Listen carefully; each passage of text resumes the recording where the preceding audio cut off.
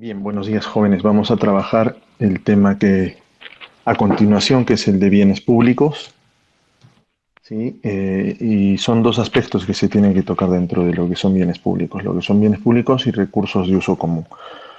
Vamos a hacer una distinción entre lo que son bienes privados, bienes públicos y lo último que acabo de mencionar, que son recursos comunes. Vamos a explicar también sobre el problema del polizón y también la determinación de la cantidad de los bienes y posteriormente vamos a concluir con lo que son los bienes comunes y sus posibles soluciones.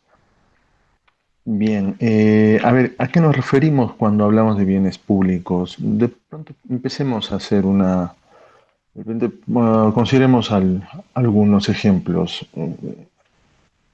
¿Cuál es la diferencia, digamos, los, entre ir a participar en un concierto transmitido digamos, en un local, ¿no? Digamos, del grupo musical que a ustedes les guste y por el cual tienen que pagar? ¿Y cuál es la diferencia frente a un concierto que es transmitido por televisión? ¿Cuál es la diferencia entre los peces del mar y los peces de un criadero, por ejemplo, ¿no? De truchas, vamos a suponer, ¿no? ¿A qué se debe que el gobierno provea algunos bienes y servicios como la seguridad o la defensa nacional, por ejemplo, ¿no? ¿Por qué no dejamos, digamos, que este tipo de servicios sean provistos por el mercado? ¿No? Por ejemplo, esas son algunas preguntas, ¿no? ¿Por qué tenemos educación pública? ¿Por qué tenemos educación privada?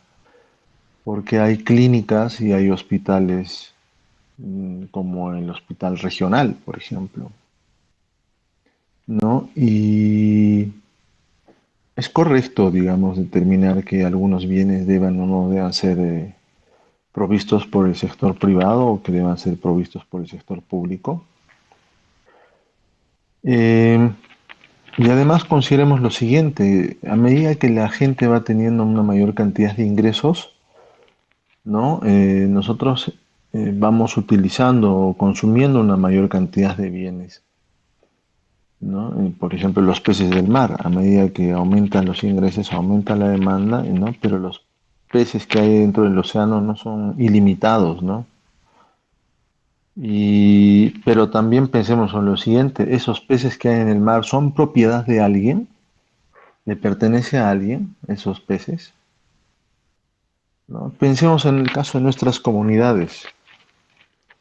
Nuestras comunidades campesinas, ¿no? No son, digamos que tienen unas áreas de pastos para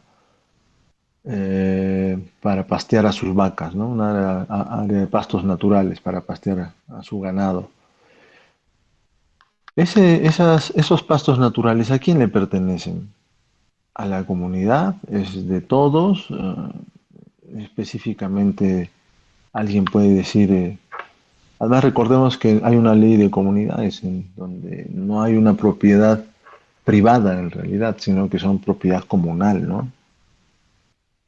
¿No? Y entonces todo el mundo tiene derecho a llevar a su ganado a los pastos, pero digamos que no hay una propiedad explícita de quién es el dueño del pasto, ¿no? Entonces, ¿no será que estamos sobreexplotando de repente los pastos? ¿No será que estamos sobreexplotando la cantidad de peces, las reservas de nuestros peces? ¿No será que estamos poniendo en peligro la extinción de algunas especies? Entonces, hay alguna forma de poder conservar estas poblaciones, ¿no? ¿Hay alguna forma de conservar estas áreas naturales, los pastos, los bosques naturales, ¿no? La gente necesita realizar más construcciones, ¿no? Y necesitan madera en algunos casos para hacer construcciones. Entonces estamos talando los bosques. ¿De quién le pertenecen los bosques, por ejemplo? ¿No? Entonces es importante reflexionar sobre la naturaleza de los bienes, ¿sí? Y vamos a comenzar ahora haciendo una clasificación de estos bienes. Entonces, los bienes en general, y dentro de esto vamos a entrar a la naturaleza de los bienes públicos, se dividen en dos tipos, tienen dos características: los bienes y servicios, digamos, ¿no? Los recursos difieren entre sí, ¿no? En el siguiente sentido, los siguientes sentidos. Por un lado está la exclusión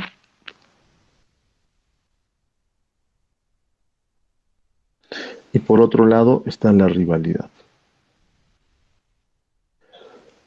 Estas son dos características que vamos a asignarlas a los bienes o los servicios, ¿sí?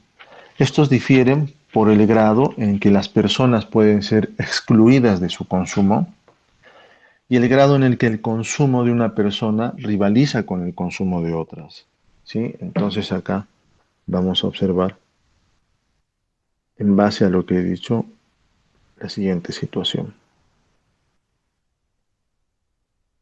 que puede haber exclusión o no puede haberla, y puede haber rivalidad o no necesariamente puede haberla.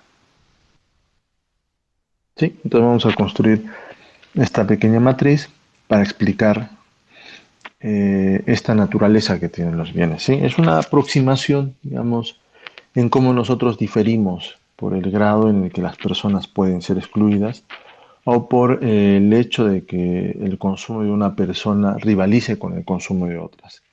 Cuando hablamos de exclusión, se dice que un bien es excluyente cuando se puede impedir que alguien disfrute de sus beneficios, o sea, de los beneficios de su consumo.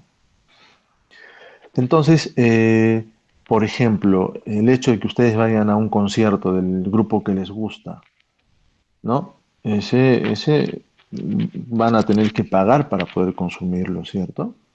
¿Mm?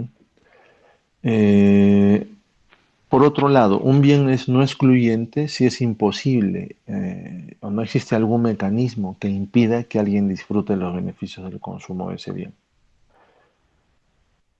Entonces acá podemos pensar en los servicios que brinda la seguridad ciudadana, por ejemplo, o la policía, ¿no? Un concierto, ese mismo concierto, ¿no? Del mismo grupo al que a ustedes les gustaría ir a ver, por el cual tienen que pagar. De pronto este lo están pasando por televisión, televisión abierta además. Entonces ahí no sería excluyente, ¿no? Entonces vemos ahí que hay una diferencia entre, digamos, que un bien pueda ser excluyente o pueda no serlo, ¿no? Entonces hay un mecanismo que impide que algunos disfruten de los beneficios del consumo de ese bien. Sí, eso es por el lado eh, por el lado del consumo, ¿sí? Por el lado mejor dicho, por el lado de la exclusión. Y cuando hablamos de rivalidad, un bien es rival si el uso que una persona hace de un bien, ¿sí? Un bien es rival si el uso que una persona hace de él, ¿no? Disminuye la cantidad disponible para alguien más, ¿no? Por ejemplo, eh, hablando de los peces, ¿no? Un pez que es consumido por alguien al mismo tiempo no puede ser consumido por otro, por otra persona, ¿sí? Digamos, el computador que ustedes están usando en este momento no puede ser consumido a la vez por alguien más, ¿sí?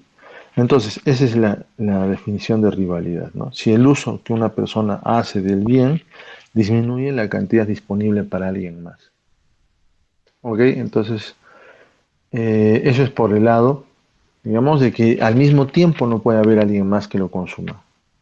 ¿Sí? Pero si hay alguien más que desea consumir ese bien hay que producirlo. ¿Eso qué significa? Que el costo marginal respecto a la rivalidad es mayor a cero.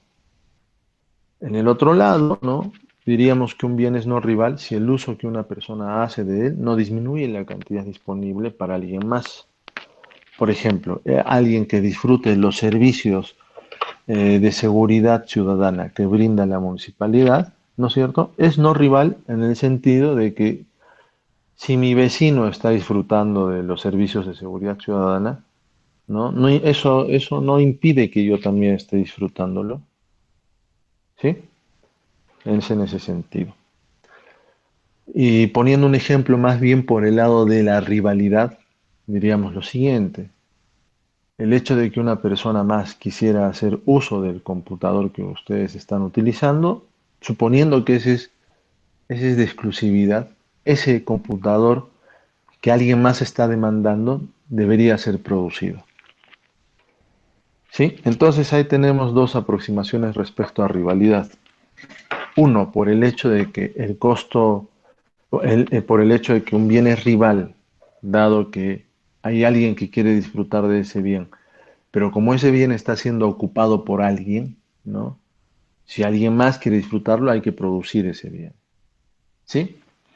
Entonces, vamos a encontrar una clasificación dentro de nuestra matriz.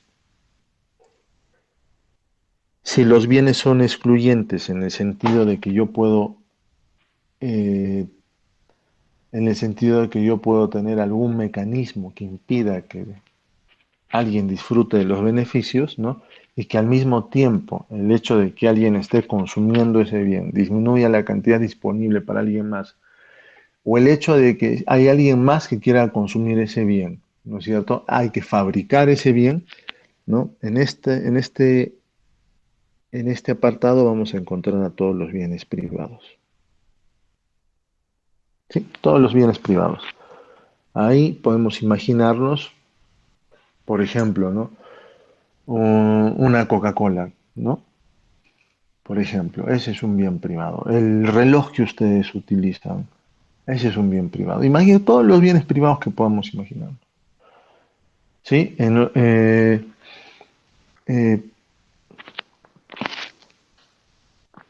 entonces acá están todos aquellos bienes privados que son excluyentes.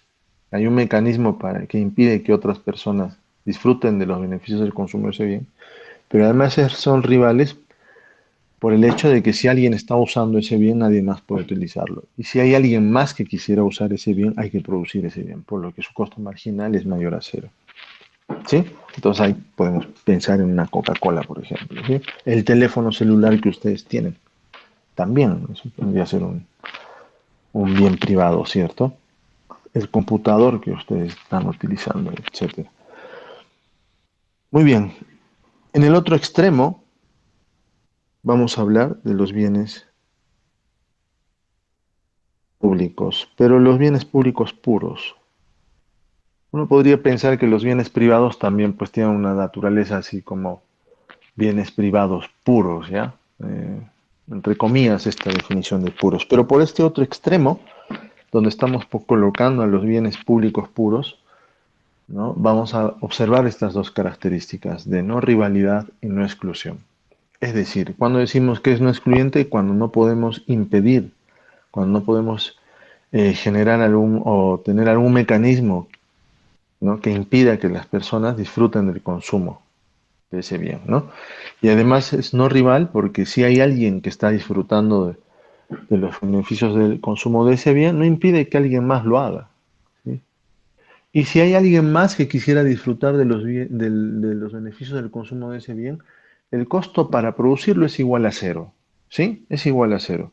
Entonces, ¿qué ejemplos tenemos acá en estos bienes públicos puros? Hay unos ejemplos tradicionales que ustedes lo van a encontrar en la literatura, ¿no? Pero vamos a ponerlos acá, por ejemplo, la defensa nacional, ¿no? La seguridad pública,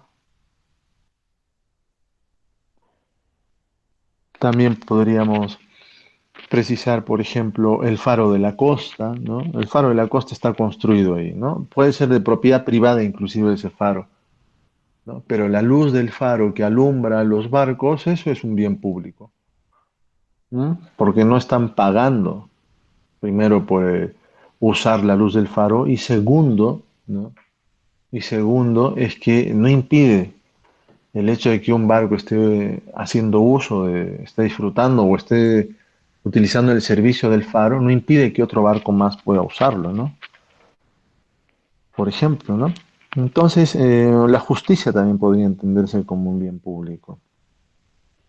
Muy bien, ¿y qué otros bienes públicos más también pueden hacerse referencia? Los parques, imagínense los parques, las plazas, como la plaza de armas, ¿no? Es no excluyente, no hay un mecanismo que impida que nosotros o quien desee, ¿no? ingresar a la plaza de armas no pueda hacerlo. Es decir, no hay ningún mecanismo. que excluya y que disfruten de los beneficios del consumo de recorrer la Plaza de Armas. Pero al mismo tiempo es no rival. ¿En qué sentido? ¿No? Si hay alguien que está disfrutando de los beneficios del consumo de la Plaza de Armas, eso no impide a que alguien más pueda disfrutar de esos beneficios. ¿Sí?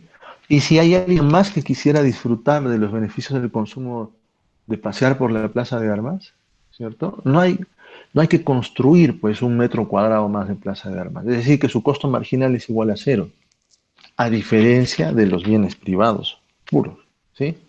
Entre comillas, estamos diciendo bienes privados puros, entre comillas. Ok, entonces, ¿cuántos tipos de bienes públicos habrá? Bien, vamos a continuar con esto y veamos los otros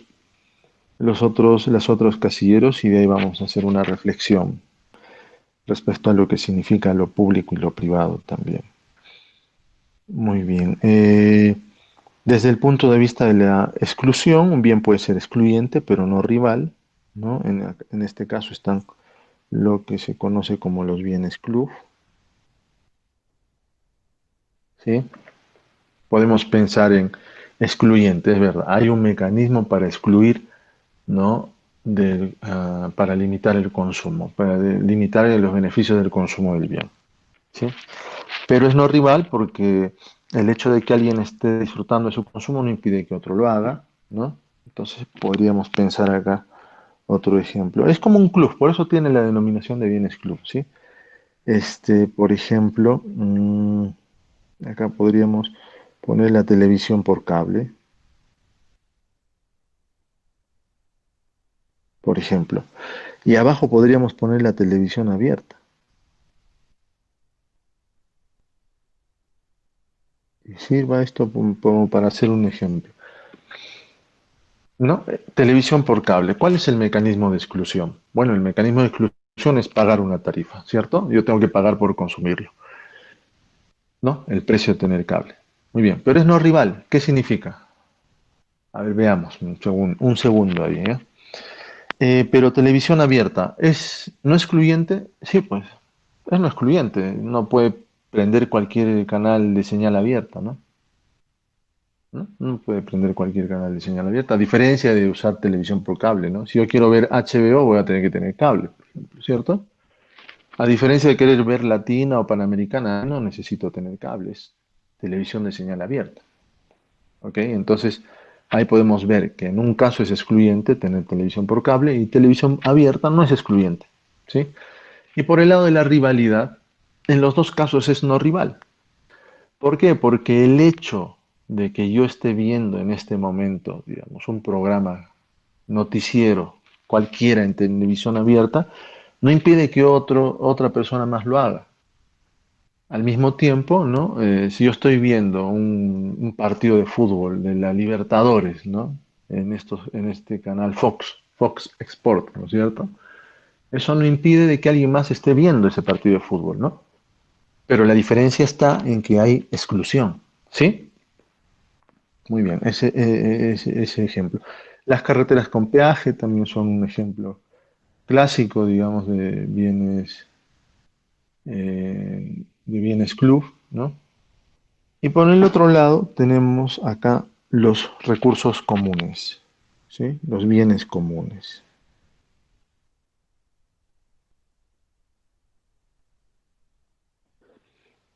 que no son excluyentes, pero sí son rivales. Entonces acá como ejemplo, ¿no? Vamos a considerar un recurso común como estamos mencionando. Es rival, pero no es excluyente. Entonces, ¿a qué nos referimos con eso, por ejemplo? Digamos que una unidad de un recurso común puede usarse solo una vez, pero a nadie se le puede impedir que use lo que está disponible. Por ejemplo, los peces del océano son un recurso o un bien común.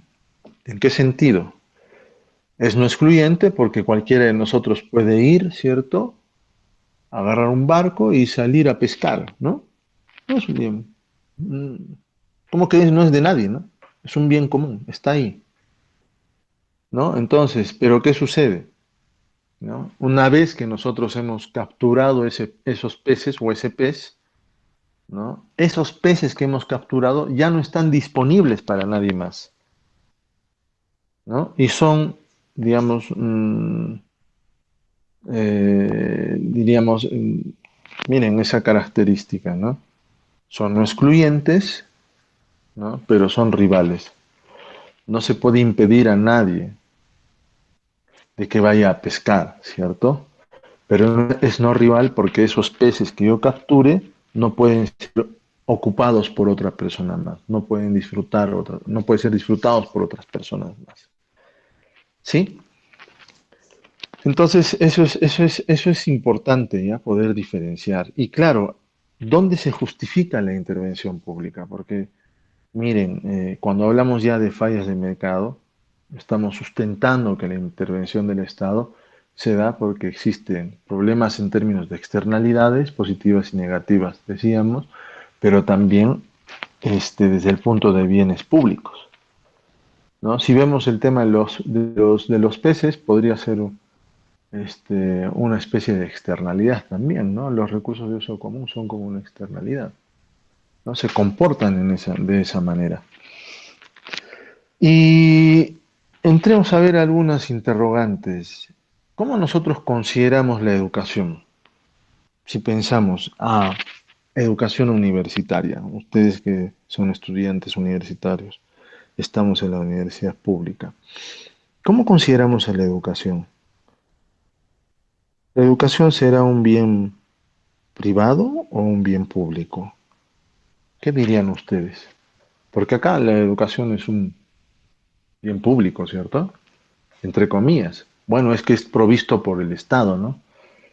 Entonces entremos a pensar, todo lo que son bienes públicos son bienes provistos por el Estado, es todo lo que realiza el Estado, son todos los bienes y servicios que entrega el Estado, es todo lo que hace el Estado, eso es lo que entenderíamos como un bien público, ¿no? En parte sí, pero no lo es. No es que esté en la Constitución, nadie me dirá, ¿no? Es que ahí está, dice que la educación es un derecho y además alguien podría precisar más, ¿no? Que es gratuita, ¿no? Pero ya les he dicho, todo derecho, ¿no? Un abogado de repente me dice, no, sí, y lo sustenta, digamos, ¿no? Pero todo derecho trae consigo un costo, no es gratuito. Y acá le vamos a dar un mayor sustento a esto, ¿ya? Porque la educación que ustedes dicen, vamos a poner la educación universitaria, ¿ya? Para ser bien específicos. ¿Será un bien público o será un bien privado? Entonces analicémoslo desde el punto de vista de estas dos características que nosotros estamos precisando, ¿sí? De estas dos características, de rivalidad y exclusión. Vuelvo a decirlo, los bienes y servicios y los recursos difieren entre sí por el grado en que las personas pueden ser excluidas de su consumo y el grado en que el consumo de una persona rivaliza con el consumo de otras. Entonces veamos acá el caso de la educación universitaria. A ver, pensemos, ¿es excluyente o no es excluyente la educación universitaria? ¿Mm? Para ser concretos, la educación universitaria es excluyente. ¿Cuál es el mecanismo de exclusión que se observaría? Bueno, en principio acá no es dar un examen de admisión. Esa es la barrera de exclusión. Entonces, hay algunos que pasan esa barrera de exclusión y otros no la pasan, ¿no? Entonces, pero existe un mecanismo, ¿sí? Un mecanismo que limita el consumo, que limita que la gente disfrute de los beneficios del consumo de la educación. En este caso, uno podría darse cuenta que es el examen de admisión. En otro caso será pagar una tarifa, ¿cierto? Pagar un precio por recibir educación universitaria, ¿no? Ese será su mecanismo de exclusión, pues. Pero existe un mecanismo de exclusión. Sea que yo pague una tarifa, una matrícula por estudiar, ¿no? O sea que tenga que dar un examen de admisión. Hay una barrera de exclusión. Hay un mecanismo de exclusión. Y segundo, ¿será rival o no será rival? ¿Qué creen ustedes? ¿No? Entonces yo voy a yo voy a curarme los dientes, ¿no? Entonces hay dentistas, ¿no? El servicio de odontología lo puedo recibir donde un una clínica dental o lo puedo recibir, ¿no es cierto?, acá en el hospital regional.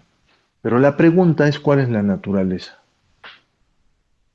de ese bien, de ese servicio. ¿Es rival o no es rival? ¿Mm? ¿Qué dirían ustedes? ¿Es rival o no es rival? Y en este caso de la educación universitaria, ¿será rival o no será rival? Entonces, vamos a ver, ¿ya? Porque rival hemos dicho que es que el uso de una persona, ¿no? El uso que hace una persona de un bien, ¿no?, disminuye la cantidad disponible para alguien más, ¿cierto? Entonces, en la universidad hay un número de vacantes, ¿cierto? Hay un número de vacantes. Y el puesto que ustedes están ocupando en la universidad, ¿sí?, esa vacante que ustedes están ocupando en la universidad, no puede ser ocupado por alguien más.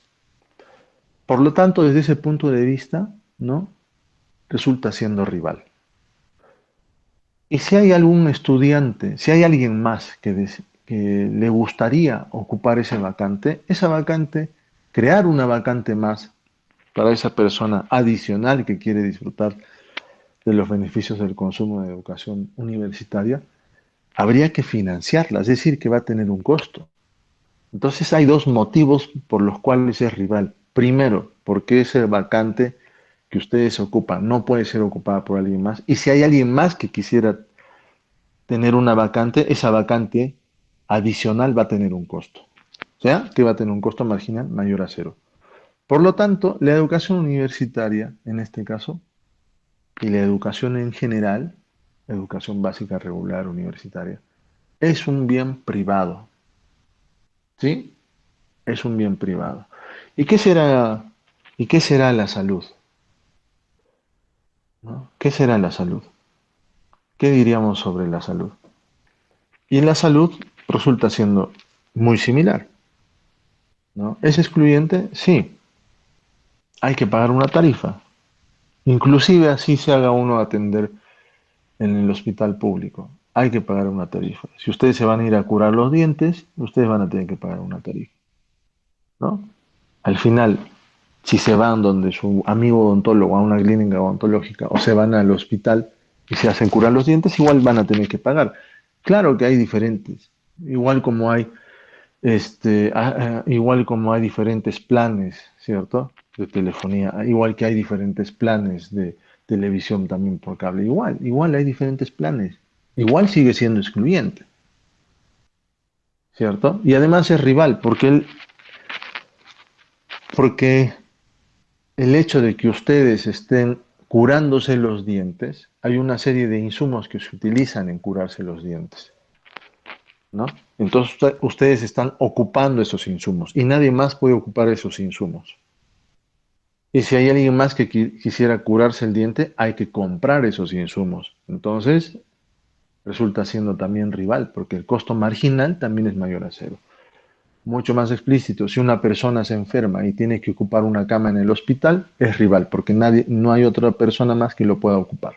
Y si quisiéramos atender a una persona más, hay que comprar esa cama adicional. Y esa cama adicional tiene un costo. Por lo tanto, es un costo mayor a cero. Entonces, la educación, la salud son bienes privados. A ver, la electricidad, ¿qué será la electricidad? Hay una tarifa, hay un mecanismo de exclusión, sí, pues la tarifa, ¿cierto? ¿Será rival? No será rival. Bueno, no es rival. El hecho de que yo tenga electricidad no impide que mi vecino también lo tenga, ¿cierto? ¿No? En ese caso es un bien club, ¿no? ¿Cierto? Igual pasa con el agua potable. Y miren, la cantidad de bienes y servicios que uno puede pensar desde el punto de vista de este título que dice bienes públicos y que es acción y que es labor del Estado proveerles, en realidad no lo es, ¿no? Son muy pocos. Defensa nacional, la seguridad pública, parques, televisión abierta, ¿m? Y es más, televisión abierta. Estamos hablando de los canales, porque los canales son privados. Panamericana Televisión es privado, América, todos esos canales son privados. Solo Televisión Nacional del Perú es del Estado. El resto son privados. pero la señal que emiten es un bien público. Entonces acá vamos a encontrar, juntamente con estos aspectos que estamos viendo, a educación universitaria, por ejemplo, o la salud, ¿no? ¿Son bienes privados o son bienes públicos, como la televisión de señal abierta, pero que pueden ser provistos por el sector privado o por el sector público? Entonces vamos a encontrar bienes públicos que son provistos por el público o bienes públicos que son provistos por el Estado, o vamos a encontrar bienes privados que son provistos por el Estado y bienes privados que son provistos también por el privado. Por ejemplo, la educación, ¿no? Y entonces la educación es un bien privado, ¿no? Que como tiene un costo marginal mayor a cero, ¿no? Y hay demanda, hay una valorización, hay una valoración, hay un precio de reserva, ¿no es cierto? Hay una disposición a pagar por educación, entonces yo voy a permitir que sea el sector privado el que lo provea. Y entonces, ¿el Estado por qué provee la educación si es un bien privado y deberíamos dejar que el sector privado provea ese servicio? Y la justificación la hemos visto en la clase pasada, que tiene que ver con las externalidades, porque la valoración social en términos de los beneficios marginales sociales que genera la educación son mucho más altos, ¿sí?, que los costos desde el punto de vista privado. Por lo tanto, yo tengo que incentivar su consumo y tengo que completar esa demanda que existe desde el punto de vista social. ¿Por qué? Porque es una externalidad positiva, ¿cierto? Entonces yo voy a promover y voy a financiar también desde el Estado. No porque sea un tema de derechos o de justicia, la justicia social, no. Es un bien privado, pero hay una razón que se sustenta en que genera externalidades positivas. Y eso uno tiene que tener claro. Porque por el hecho de decir, no, es que la educación universitaria, la educación no es que debe ser financiada, debe ser gratuita, eso tiene un costo, ¿no? Y entonces a mí también me gustaría que los hijos, las personas de todas las comunidades rurales, de las comunidades nativas, reciban educación, pero por supuesto, nadie está en contra de eso. Pero todo eso tiene un costo y hay que financiarlo. Y entonces, ¿cómo se financian estos bienes? ¿Cómo se financian? Bueno, los bienes privados se financian desde el punto de vista de los mercados, ¿cierto? Ahí hay los sistemas de precios, ¿no? Pero también hay que tomar en consideración las estructuras de mercado. ¿Por qué? Porque, por ejemplo, la telefonía o el Internet, ¿no? El Internet, por ejemplo. ¿Es excluyente? Sí, pues es excluyente el Internet. ¿Es no rival? No, no es rival, pero sí es excluyente, ¿no? Y esa naturaleza, ¿no? Esa naturaleza de que es excluyente, pero es no rival, ¿no es cierto? Nos da esa naturaleza de bien club, ¿no? El Internet, la televisión por cable, ¿no? Son bienes club, pero también están vinculados a algún tipo de estructura de mercado, ¿no? Porque el Internet se da en un contexto de poder, no exactamente monopolio, pero es un oligopolio. La electricidad, nos vamos a ir mucho más allá, ¿no? O el agua potable, ¿no? El agua potable hay una sola. A ver, vamos a ver. ¿Es excluyente? Sí, hay que pagar una tarifa, pero es no rival porque si a mi vecino le hacen la instalación de agua potable, yo también puedo tener mi instalación y mi otro vecino también, entonces no rival, pero sí es excluyente porque hay que pagar una tarifa, ¿cierto? ¿No? Entonces es un bien club, pero hay una sola empresa que provee agua potable, ¿cierto? Entonces hay que ver la estructura de mercado también que está detrás. Y la estructura de mercado nos dice que la provisión de agua potable es un monopolio natural, ¿no? Entonces importa entender la naturaleza, digamos, de los bienes bajo esta lógica de exclusión y rivalidad, pero también importa entender cuál es la estructura de mercado en la cual están operando, ¿sí? Entonces sirva eso como ejemplo para entender ¿no? ¿Por qué hay intervención pública? Y miren, acá si hablamos de defensa nacional, de seguridad pública, parques, televisión abierta, ¿qué más uno puede decir que es no excluyente y no rival? Y se acabó, y se acabaron los bienes, no hay más, ¿no? De repente le podemos agregar ahí las leyes, ¿no es cierto? La justicia, ¿no? De repente el control de tráfico aéreo, ¿no? ¿No? Porque eso le pertenece, las líneas aéreas no, pues, pero sí el control de tráfico aéreo, ¿cierto? Define cuáles son las rutas, por dónde deben ir los aviones, ¿no? Pero bueno, es un bien público puro, así como la televisión de señal abierta, es un bien público puro, ¿no? Pero son otros los que pueden explotar esos recursos. Se puede permitir que sea el sector privado, no necesariamente el sector público, como estamos viendo. Entonces, esto es importante entender, ¿ya? ¿Por qué un gobierno suministraría, por ejemplo, la seguridad nacional cuando bien yo podría reunirme con mis vecinos, ¿cierto? Y decir, ¿sabe qué? Acá le vamos a poner nuestra propia seguridad privada, ¿no? Podríamos comprar nuestra defensa, nuestra seguridad privada, ¿cierto? Acá en el barrio, ¿no? Entre los vecinos. Y contratamos seguridad privada, ¿no? Entonces, ¿por qué, digamos, nosotros, y si pensamos en una cosa más grande, como la defensa nacional, ¿por qué nosotros como habitantes del país compramos defensa nacional como si fuese una empresa privada, que compite en el mercado, digamos, del mismo modo que compite, digamos, la venta de hamburguesas, digamos, ¿no? De alguna empresa, ¿no? Y sucede por lo siguiente, porque en principio, ¿no? Respuesta, digamos, a esta situación es que la defensa nacional o esta seguridad, ¿no? En la seguridad pública es un bien público, es decir, es no excluyente y no rival, ¿no? Y vamos a ver que esto se da porque no, por lo que, y además del tema de financiamiento, de cómo se financian estos bienes, ¿no? ¿No? Tiene que ver justamente con el problema del polizón, ¿ya? Los bienes públicos en su naturaleza tienen un problema, que es el problema del polizón. Es decir, veámoslo así. Es que el consumo de los bienes en general, pues, bajo el sustento de que es no rival y no excluyente, no genera ningún incentivo a pagar por ellos. Es decir, yo me gustaría disfrutar de los beneficios del consumo, digamos, de la seguridad, ¿no?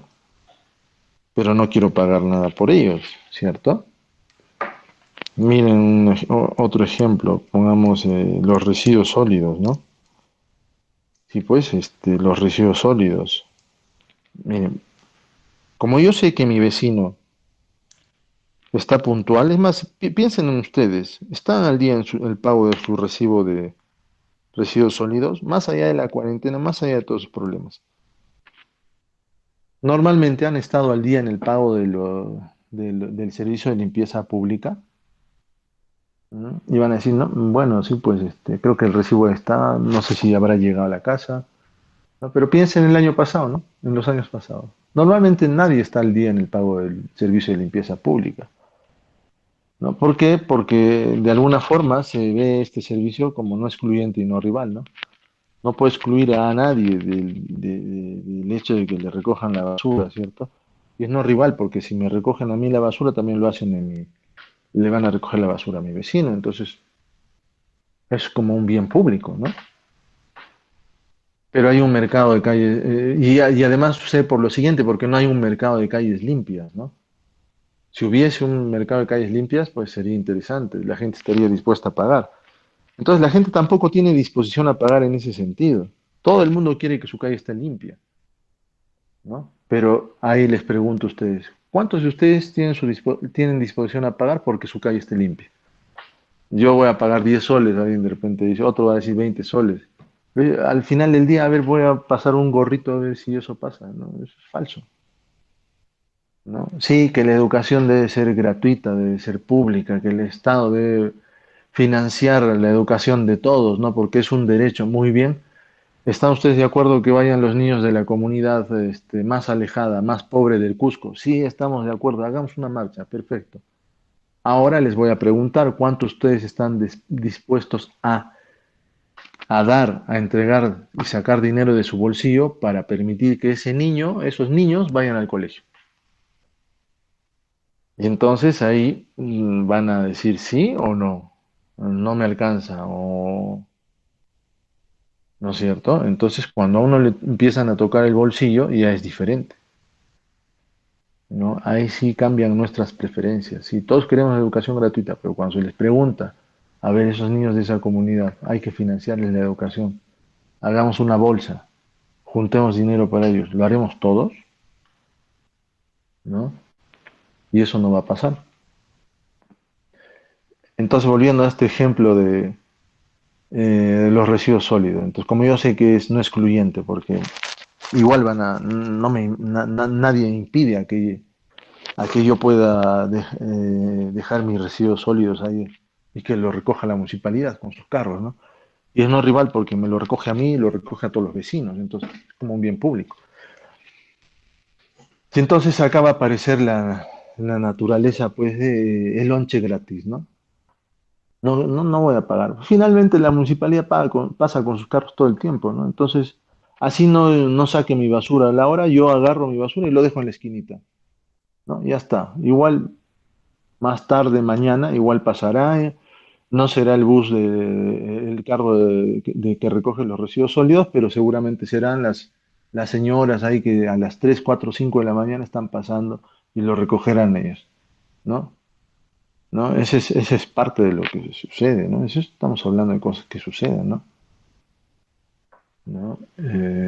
Eso, por ejemplo. Entonces, no hay una disposición a pagar, ¿no?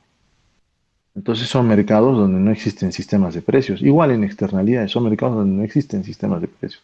Tenemos que crearlos, ¿no? Y entonces cuando son bienes públicos puros, como este caso de la seguridad nacional, como es el caso, digamos, de la... Sí, pues le reclaman a los alcaldes, ¿no? Sí, seguridad ciudadana, seguridad ciudadana. Hay que comprar un carro más para que haga sus rondas, ¿no? Y entonces hay que hacer una chancha para eso. Hay que juntar plata. ¿Lo van a hacer? ¿Mm? No lo van a hacer. No todos lo van a hacer. Entonces, este comportamiento del polizón, ¿no? Es aquella persona que quiere disfrutar de los beneficios de un bien o un servicio sin pagar por él, ¿no? Como todos, digamos, podemos usar este servicio como el de limpieza pública y a nadie se le puede impedir que disfrute de esos beneficios, ¿no? Yo no tengo ningún incentivo, ¿no? Para pagarlos, ¿no? No tengo incentivos para pagarlos.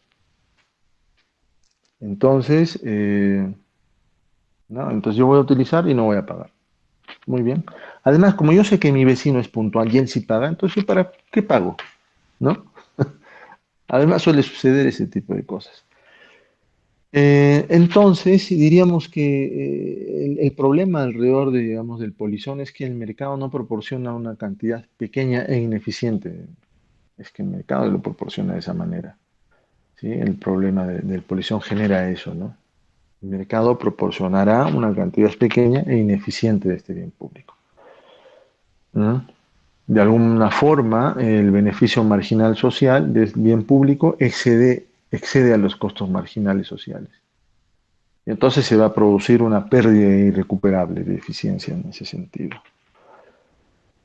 Ok, por otro lado, eh, bien, entonces yo creo que hay un proceso de reflexión alrededor de eso. Entonces, ¿cómo yo financio, digamos, este tipo de bienes públicos puros?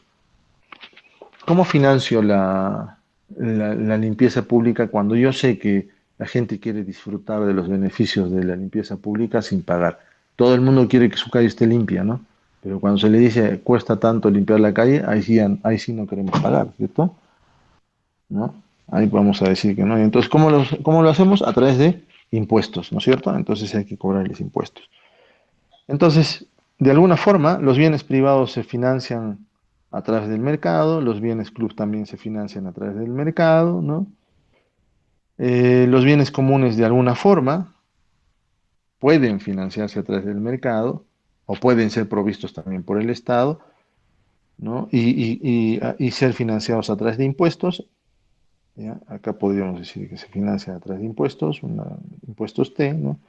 Y los bienes públicos también se financian a través de impuestos, ¿no? Y ahí sí tengo que obligarle a la gente a que tenga que pagar, ¿no? Por eso les cobro los arbitrios, ¿no? Les voy a poner ahí una tasa. Como yo sé que acá no hay incentivos a pagar por disfrutar del servicio de limpieza pública, entonces les tengo que obligar a pagar, ¿no? Entonces lo voy a hacer a través de impuestos.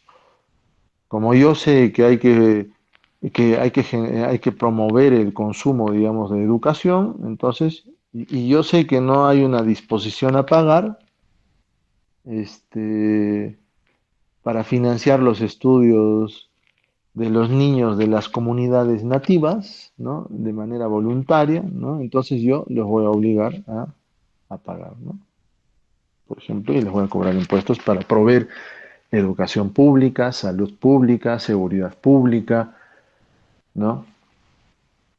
Y miren que si lo vemos desde esta perspectiva, las acciones que debería hacer el Estado son bien poquitas, son unas cuantas.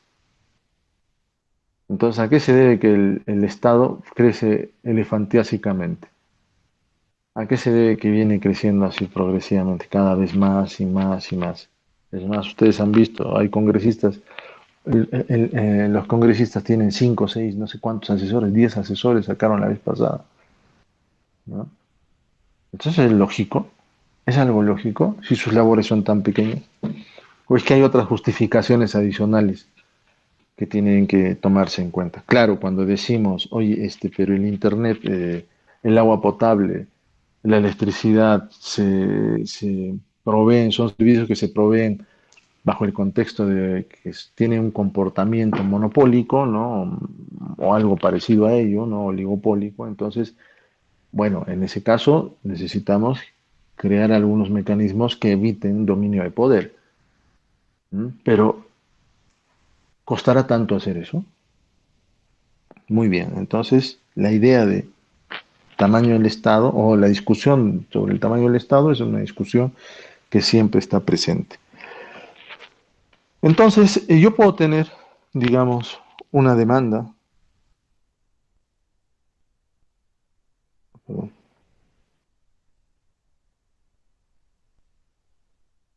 ¿no? Yo podría tener una cantidad, digamos, acá le vamos a poner no precio, sino le vamos a poner beneficio marginal, ¿sí? Beneficio marginal. Ya, porque acá vamos a volver a esta idea de beneficios marginales sociales, ¿no? Sobre la base de beneficios marginales individuales. Yo podría tener dos demandas, ¿ok? Vamos a suponer que tenemos una demanda, algo así, ¿no? Y tengo otra demanda, un poco más echada, perdón, vamos a corregir esto. Digamos, tengo una demanda más acá, algo por ahí, más pequeña. Y acá puedo tener otra demanda, ¿no? Esas son las demandas de dos personas. Este es digamos, de Manuel, ¿no? Y esta vamos a suponer que el otro es de Laura, ¿ya? Entonces son las dos demandas que tienen por seguridad, ¿ya? Por seguridad, ¿m? Por seguridad ciudadana o por defensa, ¿no? Entonces, acá vamos a observar que las demandas, hemos dicho, creo, en un momento, que representan los beneficios marginales, ¿cierto? A medida que yo consumo una unidad más de los bienes, mi beneficio marginal va a aumentar, ¿cierto? En ese sentido. Entonces, ahí tenemos las dos demandas, entendidas como los beneficios marginales de las dos personas.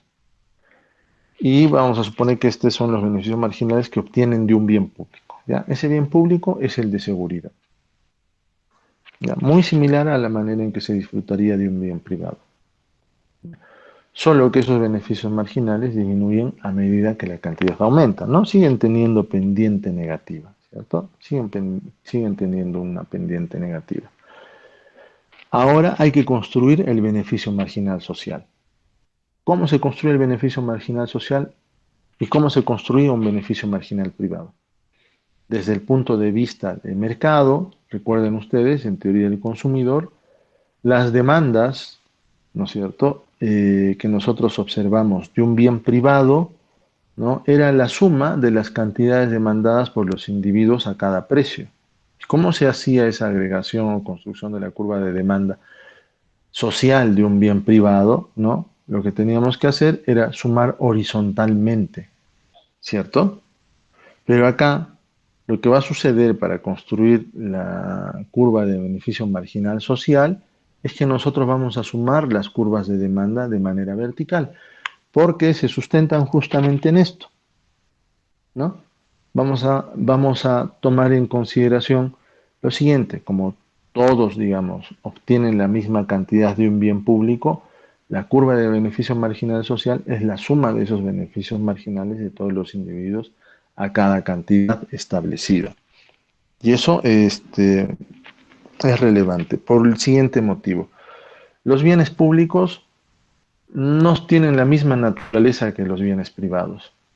Los bienes públicos son muy similares al proceso de producción. A ver, lo voy a decir de esta manera. Un bien público se produce eh, como un todo, ¿sí? No se produce por partes y observando las demandas individuales que existan sobre las partes. Veamos un ejemplo muy gracioso además, ¿ya? Imagínense un pollo a la brasa. Imagínense un pollo, ¿ya? Imagínense un pollo.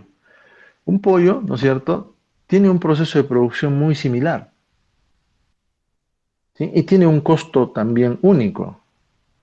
Pero las demandas que existen sobre las partes del pollo son diferentes. Entonces, cuando ustedes van y se quieren comer un pollo a la brasa, la gente valora de manera diferente, ¿no es cierto?, las partes del pollo. Entonces dice, a mí me gusta la parte del ala, otro me dice, a mí me gusta la pierna, otro dice, me gusta el pecho, la pechuga, ¿no es cierto? Entonces, hay una valoración diferente por las partes, pero el proceso de producción es uno solo. Los bienes públicos son indivisibles en ese sentido. Es muy parecido a ese pollo. Yo no puedo producir una mayor cantidad de alas porque pues hay una mayor demanda, ¿cierto? Entonces los bienes públicos son indivisibles y vienen en cantidades fijas, ¿sí? Entonces, como todos obtienen una misma cantidad de un bien público, la curva de beneficio marginal social es la suma de esos beneficios marginales de todos los individuos a cada cantidad, ¿sí? Por ese motivo, nosotros sumamos de manera vertical las curvas de beneficio marginal. Piensen en un parque. Un parque puede tener, digamos, juegos para niños, ¿no? Puede tener de repente juegos para adultos mayores, puede tener unas bancas, ¿no? Puede tener una pequeña losa para jugar, una cancha sintética para jugar fútbol, un fulbito, ¿no es cierto? O vóley, de repente tiene o básquet, ¿no? Pero el bien público en sí mismo es uno solo. Todos obtenemos una misma cantidad de ese bien público, sabiendo que pueden existir demandas individuales, pero yo no puedo producir, pues, pensando en esas demandas individuales. Yo hago una producción única, es indivisible. Aunque yo puedo observar que haya niños que disfrutan, digamos, de los juegos, hay personas que toman asiento, digamos, ahí, o hay otras personas que van y juegan un partido ahí de fulbito en la cancha sintética. Entonces, no es divisible, ¿no? Se produce como una sola unidad, ¿sí? Se produce una misma cantidad del bien público, aunque puedan tener demandas específicas. Fíjense en la plaza de armas, ¿no? Eso es una misma cantidad de un bien público, ¿no? Donde los beneficios marginales sociales van a resultar siendo la suma de los beneficios marginales individuales. de cada una de las personas que van ahí. Cada uno tiene una preferencia diferente. Alguien dirá, bueno, yo disfruto de estar tomando sol acá. Alguien dirá, yo disfruto de estar observando la arquitectura, entendiendo la historia, etcétera. Todos esos beneficios marginales que tienen desde un punto de vista individual se van a agregar no de manera horizontal, sino de manera vertical. Por lo tanto, lo que va a suceder es que estas dos demandas, ¿cierto? Van a seguir, van a tener el siguiente comportamiento. Y de pronto, para hacer una aproximación general, sin ningún propósito, ¿no? Esto va a ser algo así. ¿Sí? Y esa va a ser nuestra curva de beneficio marginal social. ¿Qué está sucediendo? Estamos sumándolo de manera vertical. ¿Sí? Claro, acá hay que entender cuál es la forma de las curvas de beneficio marginal individual que tiene Manuel y que tiene Laura. ¿Ok? Pero acá estamos haciendo una generalización. ¿Sí? Pero si yo voy a tener curvas de demanda de tanto de Manuel y de Laura de manera explícita, definidas, además, yo lo que voy a hacer es sumar esas curvas de demanda de manera vertical.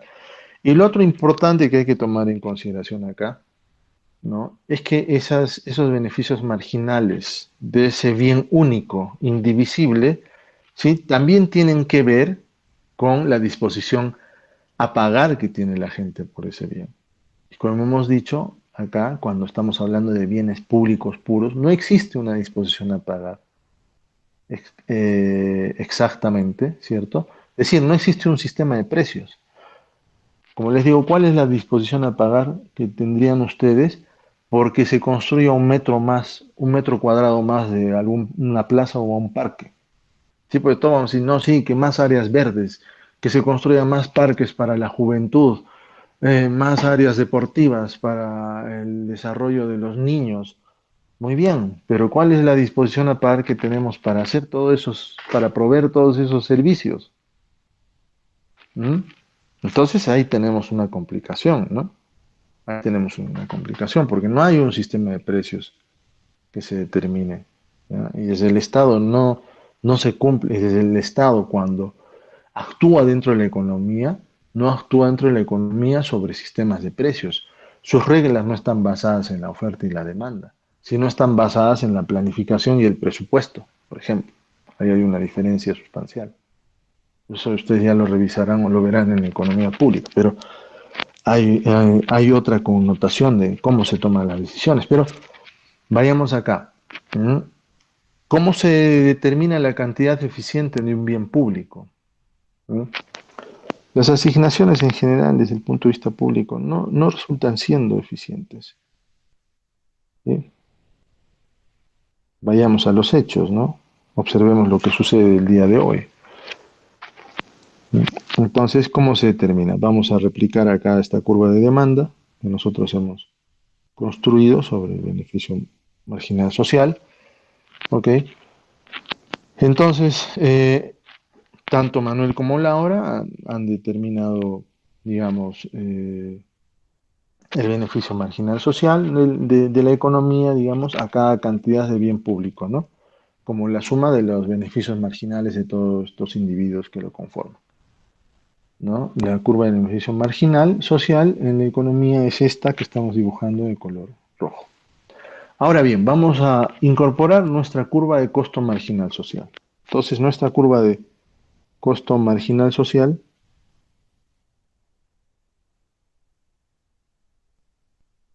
resulta siendo muy similar a la misma manera en la que nosotros determinamos la curva de costo marginal privado, ¿no? El principio de este costo marginal es el mismo, que sigue siendo creciente, ¿no? Solo que le estamos aplicando al costo marginal del bien público, ¿no? Entonces, seguimos bajo la lógica de que tenemos una pendiente ascendente. ¿Cuál es la cantidad eficiente del bien público? Vamos a usar los mismos principios que examinamos, digamos, en la determinación de, el equilibrio, ¿no? Entre demanda y oferta, ¿sí? ¿No? Entonces acá encontramos que el beneficio marginal social debería ser igual al costo marginal social, ¿cierto? Y eso sucede justamente acá en la intersección.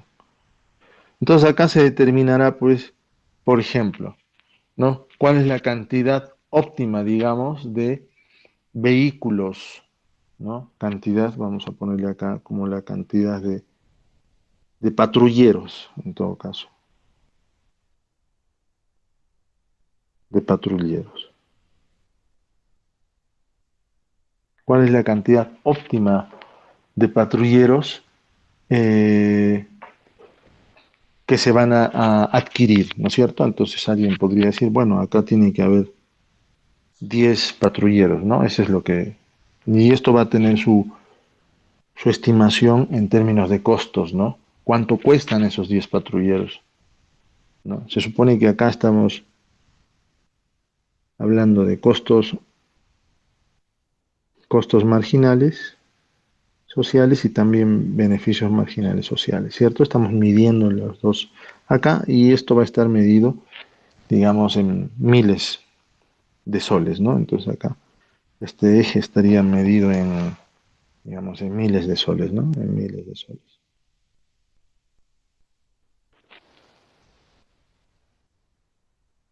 Entonces vamos a suponer que son algo así como 50, ¿sí? 50.000 soles, vamos a suponer, ¿no? Expresada en miles de soles. Entonces esos 10 patrulleros cuestan eso, ¿no? Y entonces estamos en el equilibrio, ¿sí? Estamos igualando el beneficio marginal social con el costo marginal social. Si sucede que el beneficio marginal social fuese mucho mayor que el costo marginal social, ¿no? Lo que tendríamos que hacer siempre es incrementar la cantidad de vehículos, ¿cierto? Porque esa situación sucedería acá, ¿no? Si el beneficio marginal social es mayor que el costo marginal social, entonces lo que nos convendría es aumentar la cantidad del bien público, en este caso de los patrulleros. Si el costo marginal social es mayor que el beneficio marginal, en ese caso tendríamos que disminuir la cantidad del bien público que se tiene suministrado, ¿cierto? Eh, entonces acá, digamos que en términos del equilibrio, ¿no? Los recursos pueden utilizarse de manera eficiente, ¿no? En la adquisición de esos 10 patrulleros a un costo de 50.000 soles, ¿no? En cualquiera de los casos, si hay un mayor beneficio marginal o hay un mayor costo marginal, yo debería reducir, ¿no? Para estar siempre en el equilibrio. Eh, ¿Podría una empresa privada, digamos, como estas empresas de Prosegur, ¿no? Proveer una cantidad eficiente de vehículos para la seguridad ciudadana? ¿Qué dirían ustedes? ¿Podría proveerlo? Antes podríamos pensar, ya, que sea una empresa privada como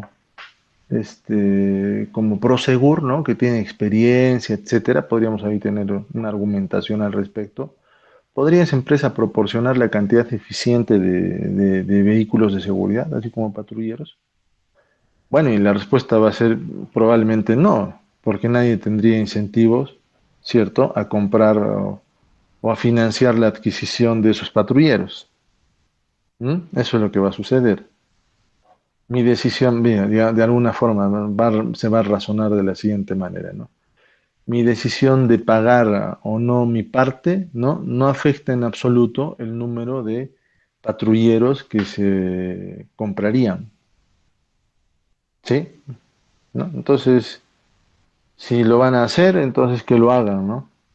Mi consumo privado va a aumentar, claro, y va a aumentar porque como yo no estoy financiando, entonces yo no estoy pagando, entonces voy a comportarme como el polizón, ¿no? Como el lonche gratis, ¿no?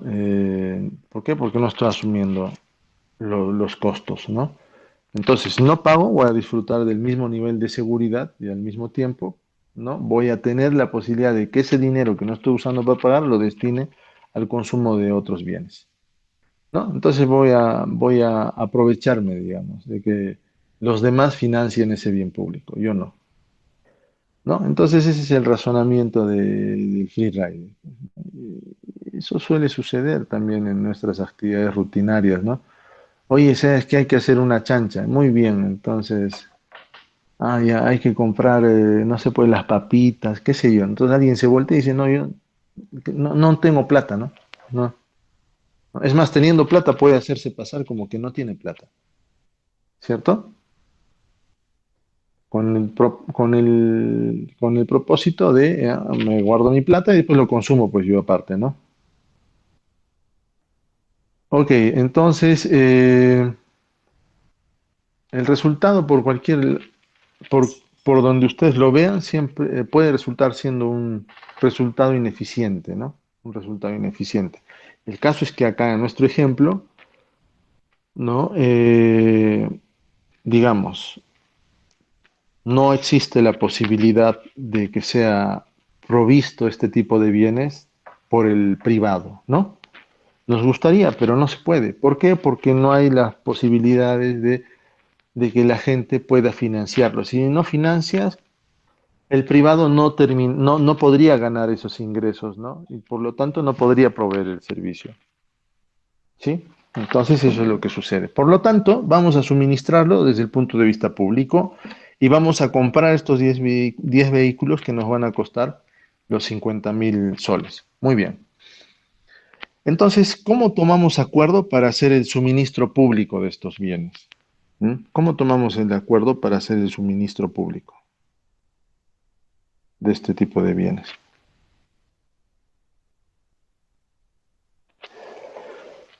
¿No? Entonces, el suministro público de los bienes, como les he dicho, no se hace sobre la base de las leyes de la oferta y la demanda.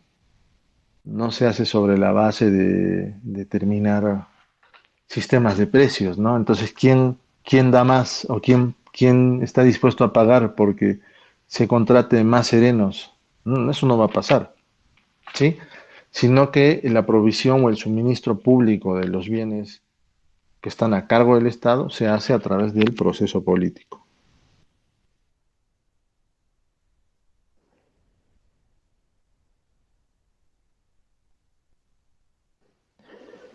Y ustedes lo saben muy bien, ¿no?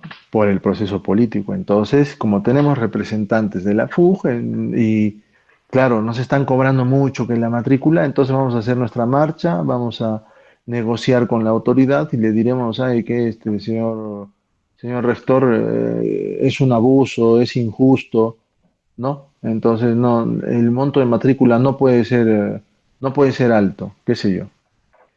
¿No? Entonces hay un proceso político por el cual se provee el suministro público, que podría ser eficiente o podría ser ineficiente. Y en la mayoría de los casos resulta siendo una asignación ineficiente.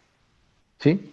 Ineficiente. Vamos a empezar primero por el resultado eficiente. Supongamos que hay dos partidos, ¿ya? Hay dos partidos o dos movimientos políticos. No sé, pues ahora vamos a poner que dice arriba un SAG, ¿no? Arriba un SAG. Entonces,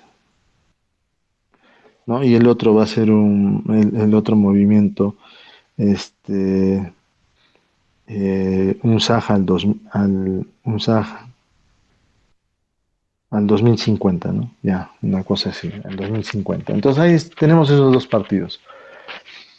Estos dos partidos están de acuerdo en todos los temas, ¿ya? Excepto en la cantidad, digamos, de vehículos que tiene que tener, ¿ya?, la universidad, eh, digamos, la cantidad de vehículos que tiene la universidad para brindar el servicio a los estudiantes. ¿Sí? Vamos a suponer eso, ¿no? Entonces, digamos, ¿cuánto es la cantidad de vehículos de esos buses grandes, ¿no es cierto?, que tiene que tener la universidad, ¿no? Entonces van a decir, los de arriba un SAC van a decir, a nosotros nos gustaría proporcionar, digamos, por poner un número, 3 vehículos, ¿sí?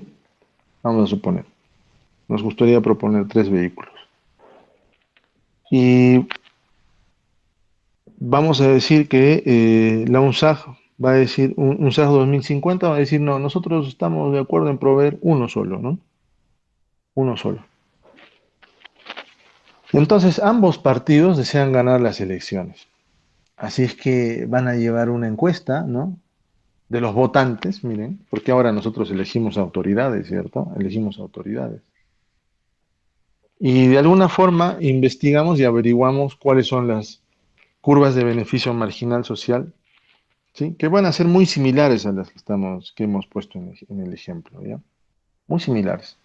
Muy similares a este ejemplo de acá. Solo que ahora estamos sustituyendo, ¿ya? Vamos a suponer que acá en nuestro análisis no son ya patrulleros, sino son vehículos. Entonces acá le vamos a poner 2, ¿no? Vamos a seguir suponiendo que sigue siendo 50.000 soles proveer esos dos vehículos. Entonces, utilizando este gráfico, ¿no? Acá vamos a poner, en vez de patrulleros, los vehículos para los estudiantes, ¿no? Dos, ¿no? Vehículos para los estudiantes y acá miles de soles, ¿sí? Esos buses para los estudiantes, ¿no? Entonces, vamos a observar lo siguiente. Entonces, ambos partidos, ¿no? Desean ganar las elecciones, así que llevan, como les he dicho, esta encuesta, ¿no? A los diferentes estudiantes, a los docentes, etcétera, y descubren, y averiguan cuál es la curva de beneficio marginal social, ¿no? ¿Qué sería esta? Vamos a suponer que es esta, ¿sí? ¿Qué más? Digamos, vamos a hacer una consulta a los fabricantes de buses, ¿no? Y vamos a averiguar su curva de costo marginal social. Vamos a suponer que es esta también, ¿no? Entonces, los dos partidos, ¿no? Con sus propuestas, ¿no? Realizan un análisis de los diferentes escenarios. Entonces, como hemos dicho, si los de arriba UNSAG proponen tres satélites y UNSAG 2050 propone uno, los votantes, ¿qué van a decir? Bueno, los votantes van a estar pues descontentos, ¿no? Van a estar descontentos con los dos partidos, ¿no? ¿Por qué? Porque la cantidad eficiente es de dos vehículos, ¿no? Es decir, están en comparación a esta cantidad eficiente, tanto el lado de arriba un SAG 2050, no están ofreciendo, digamos, cantidades que no se requieren, ¿no? Por un lado hay una sobreproducción, ¿no? O una sobreoferta, mejor dicho, ¿no? De decir tres vehículos, y por el otro lado es insuficiente, ¿sí? Entonces, ¿cómo nosotros observaríamos? Porque en los dos casos, si hay una sobreoferta de tres vehículos y por el otro lado hay un vehículo, ¿no es cierto? En los dos casos se está viendo que existiría pérdidas irrecuperables, ¿no? Entonces la elección estaría como muy reñida, ¿no? Porque alguien va a decir, sí, que hay que comprar más vehículos, ¿no? Aunque no se necesiten, pero hay gente que va a apoyar eso, ¿no? Y hay gente que va a decir, no, pues pero los vehículos yo no los uso, ¿no? Entonces, ¿para qué necesitamos tantos vehículos? Debería ser suficiente uno, ¿no? Entonces ahí van a aparecer también pues esas disputas, ¿no? Gente que apoye a arriba un SAG y otra gente que apoye a un SAG 2050. ¿Mm? ¿Qué va a suceder? Que tanto un SAG 2050 y arriba un SAG se van a dar cuenta de que las propuestas pueden no estar pues de acuerdo, ¿no es cierto? De acuerdo a lo que se requiere, porque hay gente que está a favor, seguramente son aquellos que usan esos buses, ¿no? Y hay gente que no está a favor porque diría, ¿para qué gastamos en buses cuando podemos gastarlo en otras cosas que consideramos más importantes? ¿Cierto? Entonces, ahí va a haber una discusión, ¿no? Y entonces, por los dos lados se van a dar cuenta de que si aumentan la cantidad de vehículos, ¿no? Pueden no ganar necesariamente las elecciones, y si ofrecen una cantidad muy pequeña, ¿no? Como lo que está haciendo mi UNSAG, no, UNSAG 2050, puede que tampoco ganen las elecciones. Entonces, ¿qué va a suceder? Si, a ver, pensando en esto, si arriba UNSAG decide podría decir, ah, ya, entonces yo mejor mi oferta la voy a bajar a 2 vehículos y un SAC 2050 también va a decir, creo que lo óptimo sería aumentar a 2 vehículos. Por lo tanto, los dos partidos, arriba un SAC y un SAC 2050, ¿no es cierto? Van a ofrecer los 2 vehículos. Entonces, ¿con qué? Con el propósito de estar de acuerdo con lo que los votantes, es decir, los estudiantes, los profesores, ¿no es cierto?, estarían apoyando, ¿no? No me voy ni a un lado ni a otro lado. Al final, ¿qué es lo que va a suceder? ¿No es cierto? Nosotros que vamos a ir a votar, ¿no? Nos va a resultar indiferente elegir entre uno u otro partido, porque aproximadamente uno podría pensar cada partido va a recibir el 50% de los votos. Ahora, ¿qué va a suceder? Independientemente de quién gane la elección, se van a proporcionar esa cantidad de vehículos y esa va a ser la cantidad eficiente. Entonces, dentro del proceso, miren que acá no estamos hablando de sistemas de precios, estamos hablando de preferencias, estamos de los votantes, de sus demandas, de apoyar a uno u otro, de las propuestas que realizan, digamos, los políticos, pero al final esto se está definiendo a través del proceso político, ¿no? Porque acá dices, independientemente de quién gane la elección, se van a proporcionar esos 2 vehículos y esa va a ser la cantidad eficiente. ¿Cómo se resuelve eso? En la competencia dentro del mercado político. Esa competencia en el mercado político va a dar por resultado el suministro eficiente de un bien público, ¿ya? Entonces hay un proceso político. Y no queda solamente ahí, sino que el proceso político también se da de manera interna. Entonces, acá estamos observando, digamos, en términos de asignaciones eficientes, ¿cierto? Pero eso de pronto no va a suceder siempre, ¿no? Eh, entonces, ¿qué es lo que estamos observando entre estos dos eh, movimientos políticos? O estos dos movimientos políticos que están compitiendo. La tendencia de estos competidores, ¿no?, es a asemejarse entre sí para atraer el máximo número de clientes o de votantes. ¿Sí? Este principio es la teoría del votante mediano. Eso lo verán cuando hagan economía pública. Pero acá hay un principio de una diferenciación mínima, ¿no? Es como que yo siempre voy a estar en el medio, ¿no? No sé si seré de izquierda o de derecha, pero si la gente dice que hay que comprar una cantidad, ¿no?, de buses, yo voy a decir que esa cantidad es la que se tiene que comprar. Entonces me voy a comportar como el votante mediano.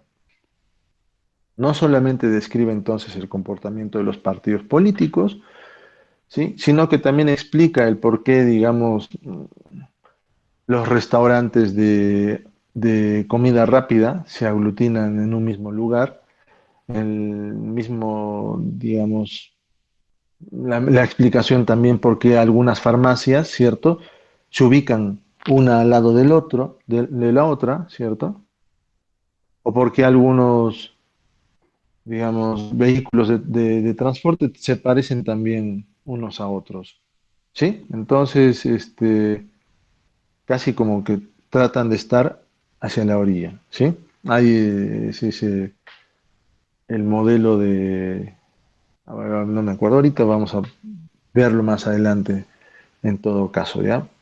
Pero todo el mundo trata de estar al medio. Entonces, si ustedes le preguntan en el Cusco, preguntan a la gente en el Cusco, ¿qué es lo que se debe hacer desde el Estado? Si yo les pregunto, ¿qué es lo que debería hacerse desde el gobierno regional? Seguramente van a decir, y hago una encuesta para recoger eso, van a decir, el gas, la salud, la educación. ¿Ustedes qué creen que como político uno haría? Uno discursaría todo eso, todo lo que ustedes están indicando. Entonces siempre voy a tratar de jalar la mayor cantidad de votos, ¿sí? Y eso significa ni ofrecer más ni ofrecer menos. Ofrecer de acuerdo a lo que dice la media, ¿ok? Entonces, pero hay algo importante, que para que se produzca el resultado eficiente que hemos visto ahora, ¿no es cierto?, respecto a acá, que no puede haber una sobre oferta electoral de poner 3 vehículos, tampoco puede haber una suboferta electoral de poner uno, ¿no?, sino de dos. Y de verdad que para que se produzca el resultado eficiente que estamos analizando, los votantes deben estar bien informados. Es decir, que todos nosotros deberíamos estar bien informados respecto a las diferentes alternativas, ¿no?, que existen en esas propuestas políticas y compararlas y analizarlas y después recién votar en la elección, ¿cierto? Eso es por un lado, que nosotros estemos bien informados. Y lo segundo, y es más, nos estamos acercando a las elecciones del presidente, ¿no? Imagínense cómo tiene que ser, que los votantes estén bien informados, que evaluemos las alternativas y que después decidamos por quién votar. Miren, ¿no? ¿Eso qué significa? Que yo tengo que enterarme del plan de gobierno de Angelito, de Benito, de Manuelito, de... Y encima, ¿cuántos se querrán presentar a presidente ahora, ¿no? En el Perú.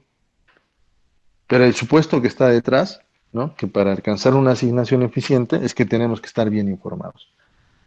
¿Sucederá eso? Segundo, y esto también es un tema muy importante, que estos dos partidos políticos, Arriba UNSAG y UNSAG 2050, deben conocer bien las preferencias de los votantes. ¿Mm? Entonces, ¿cómo sucede eso? ¿Realmente se podrá saber las preferencias de todos los votantes? Y ustedes han visto que hay un problema de agregación de preferencias, ¿no? Hay un problema de agregación de preferencias. El teorema de la imposibilidad de Arrow. Entonces, no se pueden agregar preferencias desde el punto de vista colectivo, y menos que los partidos políticos, ¿no?, conozcan las preferencias de todos. ¿Cómo entonces hacemos un suministro de los bienes públicos? Porque el suministro puede ser excesivo o ineficiente, ¿no? Entonces, la idea, digamos, de la competencia entre estos dos partidos políticos, como estamos observando, consiste en suministrar la cantidad eficiente del bien público. Pero para que eso suceda, los burócratas también deben cooperar y ayudar a lograr este resultado. En este caso, digamos, en el caso de los vehículos, ¿no es cierto? En la universidad hay un área que se dedica pues a la administración, control y gestión de los vehículos de transporte, ¿cierto? Estos buses grandes, ¿no?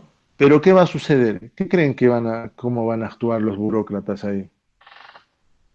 Los burócratas van a querer maximizar el presupuesto del área donde trabajan. ¿Por qué? ¿Qué van a pensar ellos? Oye, si tenemos mayor cantidad de vehículos, entonces se puede contratar a otros conductores, o hay conductores, pues, o hay personas de la institución que quisieran manejar vehículos. Entonces, ¿qué les parece si, no, maximizamos el presupuesto de nuestra área y hacemos que se compren más vehículos? De tal manera que nosotros vamos a manejar pues toda la cantidad de buses de la universidad, ¿no? Y eso nos da cierta reputación, nos da cierto estatus, nos da cierto poder, ¿no? Por lo tanto, el objetivo, digamos, de esa oficina de administración de los buses, ¿no es cierto?, es maximizar su presupuesto, ¿no? Entonces, ¿qué va a suceder ahí? ¿Qué va a suceder ahí?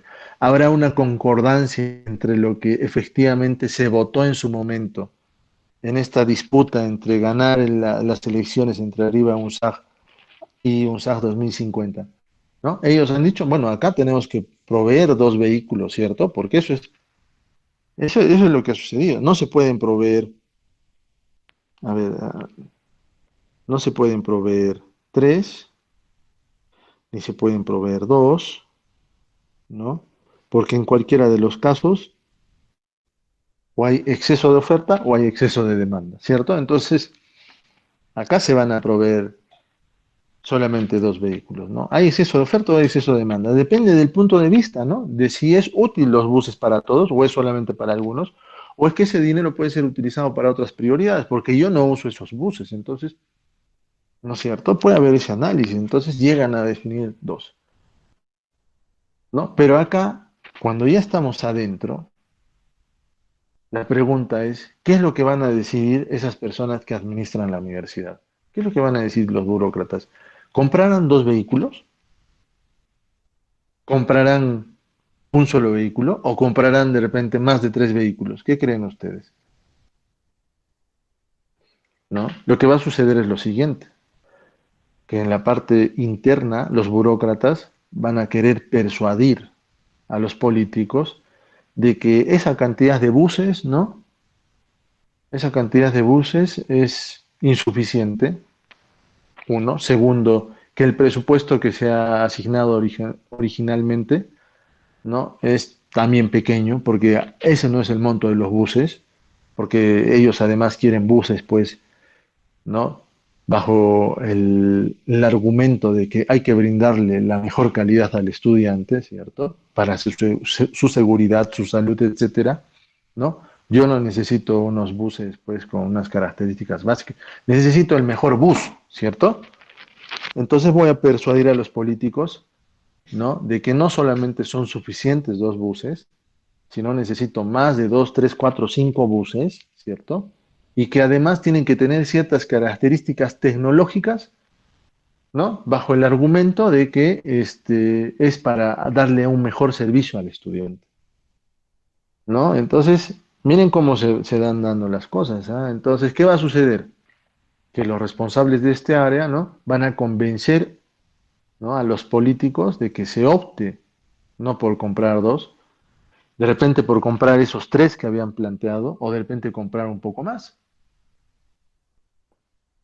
¿no? Entonces, y por qué, digamos, si hay esa injerencia de la parte burocrática, digamos, de las instituciones? ¿Por qué los políticos, digamos, que la autoridad no bloquea esa iniciativa? ¿Ah? Porque al bloquear esa iniciativa, de pronto va a terminar costándole el apoyo interno hacia la gestión, ¿no? Eso por un lado. Segundo, va a terminar costándole de repente algunos votos, ¿cierto? Entonces yo no lo voy a reflejar y después voy a salir a argumentar de que ha habido un análisis mucho más detallado, más exhaustivo, ¿no? Cuando en el fondo otros son las motivaciones, ¿no? Pero también recuerden lo siguiente, esos aspectos sucederían si los votantes estuvieran bien informados y supieran cuál es la mejor opción para ellos. Pero, como hemos visto, no lo están, nunca lo van a estar. Es muy costoso, estar informado es costoso. Imagínense ahora en las elecciones nacionales que se vienen y va a haber no sé cuántos candidatos habrá. Ah, ya, les pregunto, a ver, ¿ustedes se van a pasar plan de gobierno uno tras otro y van a estudiar sus planes de gobierno, ¿ah? Para decir, ah, ya, yo voy a votar por este, yo voy a elegir porque esta su propuesta me parece la mejor? ¿No? Entonces hay un problema. Los grupos no están bien informados y además hay intereses digamos, hay intereses en los diferentes asuntos, ¿sí? Al interior. De pronto no son los objetivos públicos, ¿no? Sino son los objetivos y los intereses los que llevan a tomar ciertas decisiones, ¿no? Entonces, si hay esos problemas, ¿no? Y yo no puedo estar bien informado, hay un principio que se llama el de la ignorancia racional, ¿no? Este es uno de los principios de la teoría de elección pública. Establece, digamos, que para un votante lo más racional es mantenerse ignorante con respecto a un tema, ¿no? A menos que ese tema tenga un efecto perceptible sobre sus ingresos, ¿no? Entonces yo, desde este punto de vista de la teoría de elección pública, ¿no? Prefiero mantenerme ignorante, por eso dice ignorancia racional, ¿no? Porque es muy costoso. Tendría que invertir tiempo, tendría que invertir dinero en conocer, en entender sobre cuáles son los planes de gobierno y además son temas complejos sobre los que de repente yo no voy a saber de qué tratan, ¿no? Entonces la ignorancia racional es la decisión de no adquirir información debido a que el costo de hacerlo excede el beneficio esperado. Y es más, si yo no tengo influencia sobre las decisiones que va a tomar el gobierno, ¿qué tengo que estar pensando en qué es lo que está planteando alguien? ¿No? No hay la capacidad, es decir, de manera individual, cada votante sabemos que prácticamente no podemos ejercer influencia alguna sobre las políticas que se puedan realizar. Es decir, ¿cuál será la política, ¿no? Del gobierno? ¿Podrá ejercer influencia sobre esas decisiones? Por ejemplo, en este caso de cuántos vehículos se compran o no se compran. En la universidad también vamos a elegir nuevo rector, ¿no? Es irrelevante, ¿no? Tendría que tener una influencia enorme. Y además, si tiene algo que ver con mis ingresos, de repente sí, sí podría hacerlo, ¿no? ¿No? No ser, pero eso implicaría tener un efecto perceptible sobre mis ingresos. Ah, bueno, ahí sí es diferente, ¿no? Entonces, toma un montón de esfuerzo, cantidad de tiempo, informarse. Y es más si uno quiere hacerlo de manera parcial, porque acá no se realiza de manera parcial. Hay una correlación entre la cantidad de dinero que se gasta en publicidad y marketing político respecto a la elección. Aquel que gasta más va a salir elegido. Recuerden que los políticos son como un producto, ¿no? Un producto de consumo. Igual, por eso es que se hace marketing, pues, político.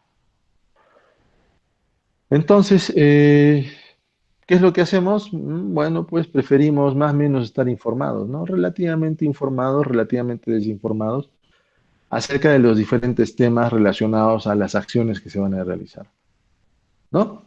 Esto es un ejemplo interesante que creo que es relevante al momento de analizar bienes públicos y pensar en cómo estos se asignan, ¿cierto? Ok, entonces puede utilizarse para los otros análisis que nosotros querramos hacer. Muy bien, entonces espero que hasta acá se esté comprendiendo lo que estamos hablando. Y el único motivo, digamos, por el cual yo tendría algún incentivo para adquirir información, ¿no? Es porque yo voy a obtener algún beneficio o lo voy a hacer en función de mis propios intereses, ¿no? Entonces, como yo trabajo el tema de turismo, entonces me voy a meter a todas las actividades del gobierno que tengan que ver con turismo. Porque sé, no lo estoy haciendo por el bienestar público, social, de la sociedad, el turismo es importante para la región, etcétera. Bueno, porque si no todos estaríamos ahí sentados ahí escuchando y cabildeando alrededor del problema del turismo. No, lo están haciendo aquellas personas que les interesa, ¿no? No todos hemos salido a marchar por la defensa de los perritos, ¿no? El maltrato animal, etcétera. Ha sido solo un grupo, aquel grupo que les interesa, ¿no? Por sus propios intereses. Y ahí hay una ley de protección de los animalitos, ¿no? De los perritos, los gatitos, de las mascotas. Pero claro, ¿no? Pero las gallinas, las vacas, eso sí no tienen derecho, ¿cierto? Solamente son algunos, ¿no? Bueno, son ¿no es cierto? Las apreciaciones, aproximaciones y percepciones sobre lo que entendemos respecto a derechos y a nuestros intereses también, ¿cierto?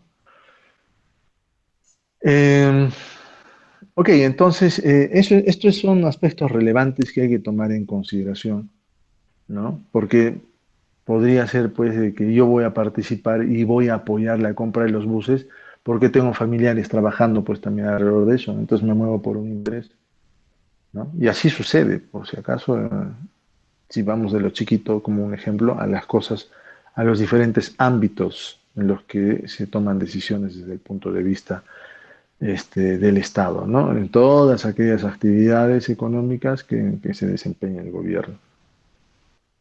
¿Mm? Eh, por lo tanto, ¿no? Cuenta, digamos, las opiniones razonadas, miren, ¿no? Opiniones razonadas tanto de los votantes, nosotros desinformados, como también de los grupos de interés, ¿cierto?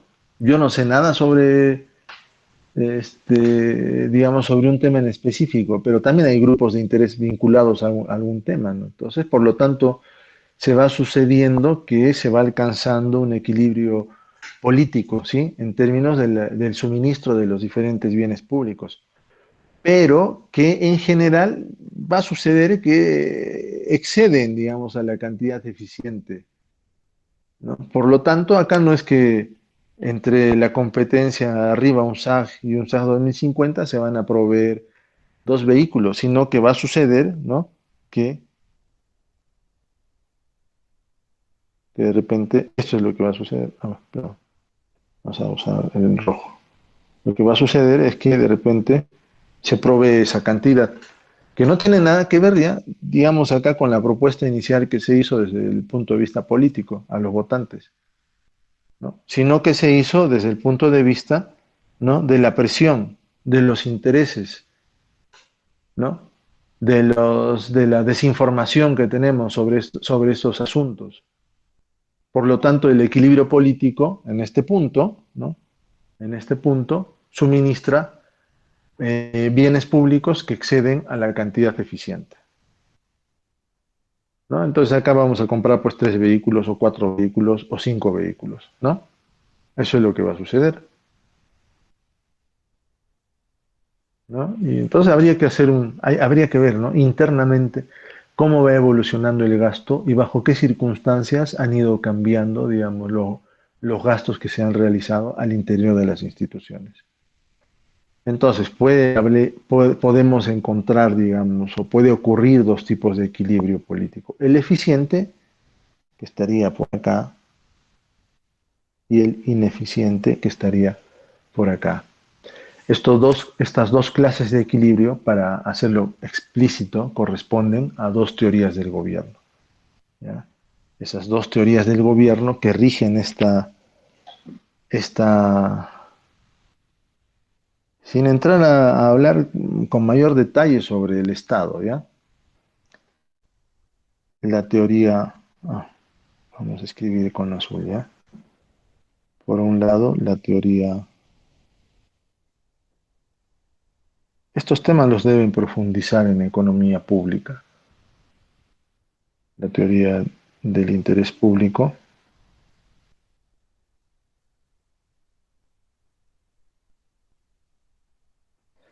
y lo segundo, la teoría de la elección pública.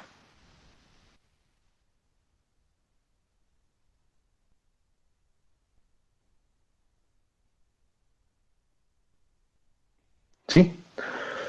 Entonces, esos son los dos aspectos que se consideran como dos clases de equilibrio, ¿no? Que corresponden a estas teorías del gobierno. Por un lado, la teoría del interés público, vamos a hacer la siguiente precisión, ¿ya? Los gobiernos hacen elecciones que logran un suministro eficiente de los bienes públicos, ¿ya? Pero esto, como hemos visto, solamente puede suceder en un sistema político perfecto, donde los votantes están bien informados, ¿sí? Conoce todo lo que va a hacer el Estado, conoce todo lo que va a hacer el gobernante y además conoce sobre los efectos de esas políticas, ¿sí? Entonces conocen además los resultados y están además anticipadas, es decir, yo desde antes sé qué es lo que va a pasar, ¿ya? Y por otro lado, se van a rehusar a votar por resultados que pudieran mejorarse, ¿ok? Entonces siempre va a buscar mejorar. Pero miren el requisito, es que en este sistema político perfecto todos los votantes están bien informados. Y eso, pues, no es tanto así, ¿no? Mientras que la elección pública, la teoría de elección pública, miren, los gobiernos van haciendo elecciones que dan por resultado un suministro excesivo o ineficiente de los bienes públicos. ¿Qué es lo que sucede acá? ¿No? Este resultado ocurre en los mercados políticos donde los votantes son racionalmente ignorantes y determinan sus votos dependiendo de los aspectos que saben que afectarán sus propios beneficios. Entonces acá no hay un voto, digamos, no hay puntada sin hilo, ¿no?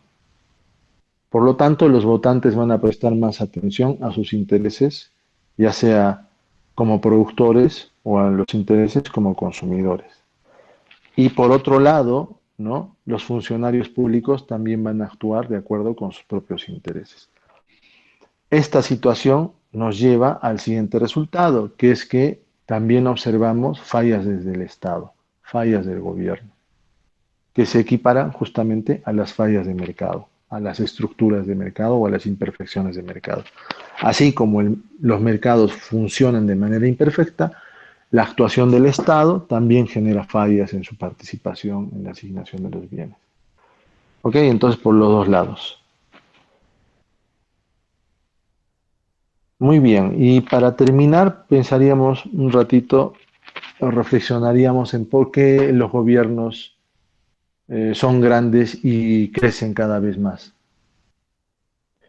Bueno, hemos visto que en los últimos años, ¿no? El tamaño de gobierno, por ejemplo, si pensamos en gobierno regional Cusco, allá por el año 2004, tenía un presupuesto de 400 millones.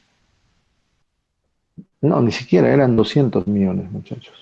200 millones, ¿no? Incorporando, digamos, a lo largo del año, ¿no? Terminaban con 400 millones más o menos, tanto para gasto de inversión como para gasto corriente. Al día de hoy, el gobierno regional tiene más de 2.000 millones, 2.100 millones de soles para el año 2020. Miren ese tamaño del Estado. Ha crecido, pero terriblemente. Entonces, ¿a qué se debe ese crecimiento del gobierno? Bueno, en parte porque hay una mayor demanda de algunos bienes públicos, ¿no? Y de pronto porque hay una tasa más acelerada de esos, más acelerada que la demanda de bienes privados, ¿no? Una de las explicaciones sería porque tiene que ver con las preferencias de los votantes y también tiene que ver con ese suministro excesivo, pero que hemos visto que ese suministro excesivo resulta siendo ineficiente, ¿sí? Entonces, por el lado de los votantes, uno podría pensar, ¿no? A medida que los ingresos de los votantes crecen, también crece la demanda de muchos bienes públicos y estos se incrementan con más rapidez que los ingresos, ¿ya? Hay una elasticidad de ingreso de la demanda de muchos bienes públicos, ¿sí? Que es mucho mayor. Estos, pues, si ustedes ven la cartera de inversiones del gobierno regional o de una municipalidad, ustedes van a ver que gran parte del dinero está destinado justamente a salud pública, a educación, a seguridad, a construcción de carreteras, y últimamente hemos visto lo que es el aeropuerto, ¿no? Esos son los aspectos básicos fundamentales, pero que devienen en un incremento, digamos, de por qué crece el gobierno, ¿no? Un incremento del gobierno. ¿Mm? Ahora, ¿qué pasa? ¿Ustedes creen que se reduzca eso? No, en lo absoluto. Más bien, los políticos, si no apoyan los aumentos de gasto en estos temas, ¿serían o no serían elegidos? Lógicamente no serían elegidos, ¿cierto? Y por otro lado, ese suministro excesivo, ¿no? E ineficiente, que tiene que ver también porque se explica ese tamaño del gobierno. ¿Ya? De alguna forma, tiene que ver justamente con que se utiliza una proporción cada vez mayor de los recursos totales, ¿no? Y entonces siempre estamos suministrando de como excesiva, ¿no? Un suministro excesivo e ineficiente, digamos, de esos recursos. ¿Ok? Entonces, como hemos visto en ese ejemplo, no se van a comprar dos buses, de repente se compren tres o cuatro buses, por diferentes argumentos, ¿no? Y hemos visto que los intereses juegan un rol, este, digamos, en esas fallas que produce la intervención del gobierno, ¿cierto? Tiene que ver con intereses desde el punto de vista ya sea de la producción o el consumo. Ok, entonces esto es interesante verlo desde esta lógica. Hay otra aproximación que hace el profesor Recalde en su presentación, que tiene que ver con esto, pero estaríamos complementándonos en todo caso en las aproximaciones y en lo que interesa, porque esto es, digamos, una herramienta básica a todos, para todos aquellos que quieran dedicarse después a entender cómo funciona el Estado, cuáles son las acciones que realiza el gobierno, ¿no? Y cuál es la percepción. Miren que acá yo no he hablado de consumidor. Acá el símil del consumidor es el votante, ¿sí? Y el votante es el que le da valor a todas las acciones que realiza el Estado en términos de la provisión de los bienes públicos. ¿Ok? Entonces, es interesante ver esto, ¿no? por el siguiente motivo, además. ¿Qué pasa si el gobierno crece demasiado en relación con el valor que le damos nosotros como votantes a esa provisión de bienes públicos? ¿Qué creen que va a pasar? La gente ahora está descontenta. El gobierno sigue y sigue y está soltando más de 60.000 millones de inicio y ahí el gobierno se está endeudando y por acá se gasta más y hay actos de corrupción. ¿Qué es lo que va a suceder? ¿No? No hay una relación entre el valor que le damos nosotros a ese crecimiento del Estado. Lo que va a suceder es que puede suscitarse una reacción violenta por parte de nosotros como votantes, ¿no? En contra de todas esas acciones gubernamentales que se realizan, ¿no? Y ahora estamos viendo un poquito acá en nuestro contexto lo que está sucediendo en Espinar. Entonces, son temas para la reflexión. Miren que hablar de Espinar es hablar de equilibrio general, es hablar de eficiencia en el sentido de Pareto, ¿cierto? Porque ahí mejoro, ¿qué cosa hago? ¿Agricultura o minería? ¿O medio ambiente o minería? Estoy en esa disyuntiva y tengo que mejorar la condición de todos sin que nadie pierda. Pero también hay externalidades negativas que se generan. Pero también hay beneficios de la explotación de la mina, que también recae sobre todos, ¿cierto? Y además, si estamos pensando en derechos de propiedad, ¿no? Entonces, ¿cuál es la participación del Estado? Miren todo lo que hay que tener como elementos teóricos y conceptuales para entender esos conflictos, para entender esos escenarios, ¿no? Y creo que es observar, digamos, todos los elementos teóricos para darle un buen sustento a nuestra participación, ¿no? Si no, ¿qué es lo que va a suceder? ¿No? Nosotros votantes o de repente esa tendencia de los burócratas, ¿no? Van a tender a forzar ciertas situaciones, ¿no? En beneficio de los intereses de algunos, no de todos. No existe el bien de todos los peruanos. No existe esto que suelen decir los políticos, ¿no? Esto lo hacemos por el bien de todos los peruanos. Eso no existe, ¿sí? No es así. Pero bueno, eso irán aprendiendo sobre el camino, ¿no? Hay que verlo además con cifras y además hay que todavía llevar algunas asignaturas para adelante. Muy bien, entonces vamos a llegar hasta acá.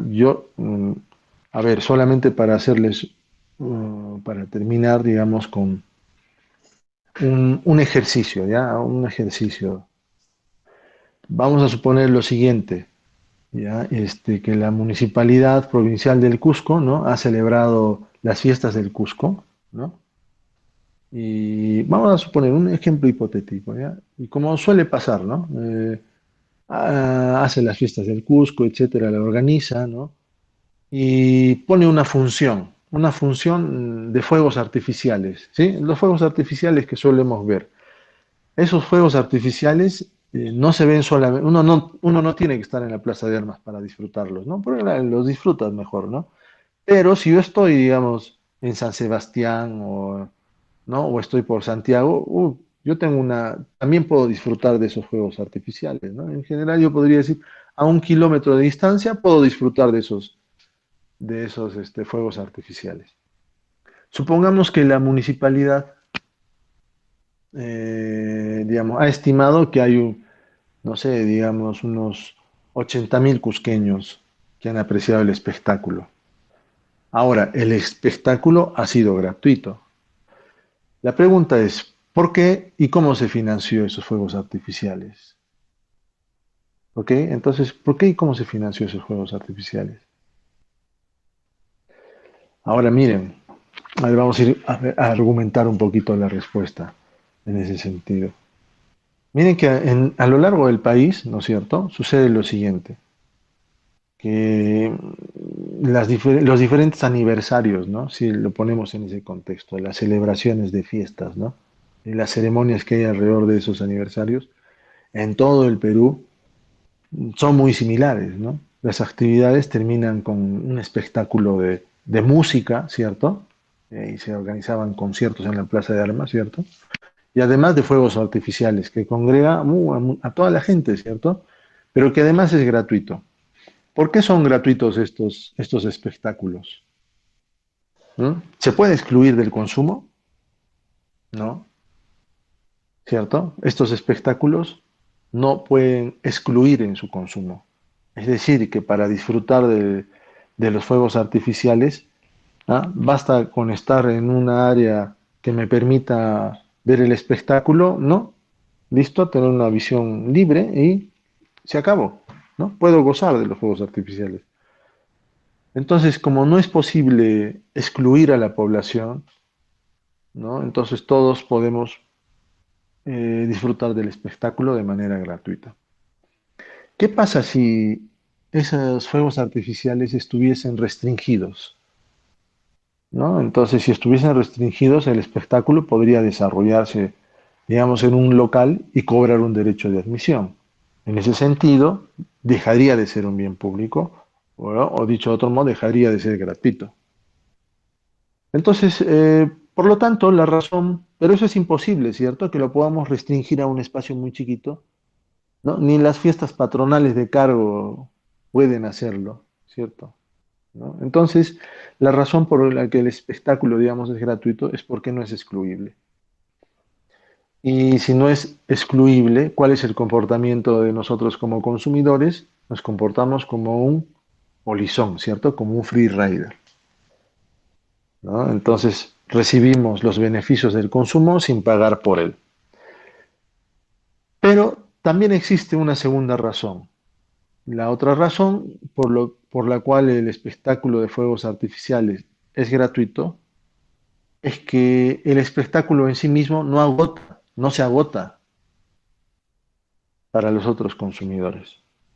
Es decir, no hay rivalidad en su consumo, ¿no? Entonces, en el caso de un bien que se intercambia en el mercado, en ese caso sí, la rivalidad implicaría que el consumo del bien por parte de un consumidor impida que el mismo bien sea consumido por otros. Pero en el caso de los fuegos artificiales, ¿no es cierto? El consumo por parte de una persona no limita el consumo por parte de ninguna otra, ¿no? Entonces ahí tenemos las dos motivaciones. Por lo tanto, en el caso de los fuegos artificiales, ¿no? Podríamos hacer una generalización, que ya lo hemos visto, y es que cuando los bienes o servicios tienen estas dos características de no exclusión y no rivalidad, vamos a considerarles como bienes o servicios públicos puros, y sus asignaciones se realizan por fuera del mercado. Como les he dicho, no hay un sistema de precios. Eso por un lado. Pero también por el otro, el hecho de que no implique que todos los bienes y servicios no sean exclusivos y no sean rivales, no significa que se tengan que producir. No tienen por qué ser producidos. Es decir, que implican una asignación de recursos. Entonces, en el siguiente sentido, además, ¿qué pasa si el valor para nosotros como consumidores sería de un sol? Supongamos que vamos a darle una valoración ahí, sería un sol. Entonces, el total asignado en términos de soles, si somos 80.000 personas que hemos disfrutado del espectáculo, ¿cierto? Se haría una recaudación de 80.000 soles. Si el costo de los fuegos artificiales fuese menor a esos 80.000 soles, ¿ah? ¿Qué debería suceder? ¿Se debe realizar o no se debe realizar? Bueno, pues claro, si es menor a los 80.000 soles, se debería realizar. Pero si su costo es mayor, no se deberían asignar recursos para ese fin, porque la valoración marginal, ¿no es cierto? El beneficio marginal social es menor que el costo, ¿cierto? Que el costo marginal.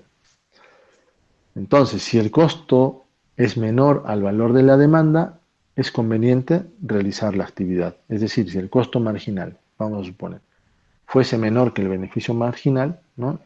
Entonces realizamos la actividad. Muy bien. ¿Y podría ser provisto por el sector privado?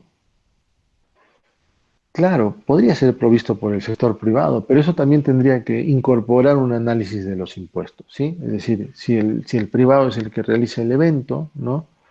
Y el costo de los fuegos artificiales tuviese un determinado monto, de repente ahí se podría hacer un análisis respecto a eso. Pero hasta acá Lo que estamos diciendo es justamente que algunos bienes, como los fuegos artificiales, que son provistos por la municipalidad en fechas de fiestas, ¿no es cierto?, no generan exclusión y tampoco generan rivalidad. Por lo tanto, no son bienes públicos puros.